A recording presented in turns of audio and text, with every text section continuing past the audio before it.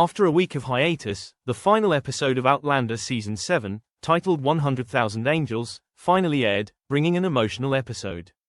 The episode not only focused on death but also revolved around deep themes of family and rebirth.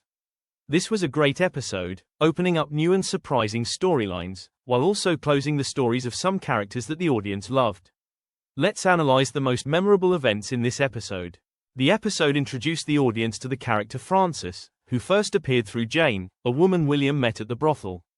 Jane and Frances were not mentioned much in the previous seasons, but in this final episode, their roles became clearer than ever.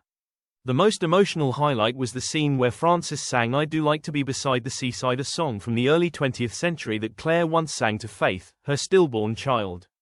This leaves Claire puzzled as to why Frances knows the song. This leads to the suspicion that Frances could be a descendant or even Faith, Claire and Jamie's daughter, whom they believe to have passed away. The clues become clearer when Frances carries a pendant engraved with the word Faith, the name of Claire's ill-fated daughter. The possibility that Faith survived the traumatic event in the past is no longer just a hypothesis. Master Raymond, a mysterious figure from Paris, also appears in Claire's dream, reminding her that they will meet again.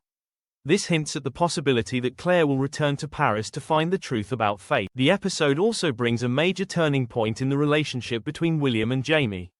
After Jane is arrested for killing a British captain, William and Jamie try to rescue her. However, tragedy strikes when Jane chooses to end her life before being executed. Before she died, she left an emotional message about the stars in the sky, a reference to the 100,000 angels her mother had told her about. Jane's death created a special moment that helped William understand the value of family. William gradually accepted Jamie as his real father, although he was adamant that he would not call Jamie by that title. This was a major step forward in their relationship, opening up the potential for greater growth in the final season. The episode also brought many other emotional moments, especially the reunion of Brianna and Roger. Bri decided not to return to 1980 but to stay in the 18th century to live near her parents. This hinted that the Fraser family might be fully reunited in the final season, setting the stage for a touching ending.